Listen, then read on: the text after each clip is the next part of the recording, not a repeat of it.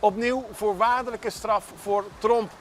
De voormalige president van de centrale bank van Curaçao en Sint Maarten, Emslie Tromp, is gisteren veroordeeld tot een straf die gelijk is aan de straf die hij al te horen kreeg in het eerste aanleg. Dus ook in hoger beroep heeft hij 6 maanden geheel voorwaardelijk gekregen. Tromp werd ervan beschuldigd dat hij zich in de periode van mei 2009 tot januari 2017 schuldig zou hebben gemaakt aan vervalsing van documenten. Op die manier zou hij samen met een toenmalige collega, de heer Laurens, handelingen hebben verricht om een bankgarantie van $400.000 te regelen voor een kledingwinkel die hij had geopend voor zijn levenspartner mevrouw Janet de Castro.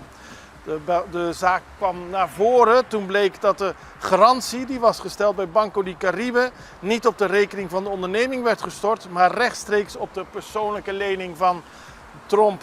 Hij heeft nu 2 weken de tijd om met zijn advocaten te overleggen en te beslissen of hij in cassatie zal gaan in deze zaak. Maar de rechter heeft dus zowel in eerste aanleg als in hoger beroep gezegd dat hij schuldig is.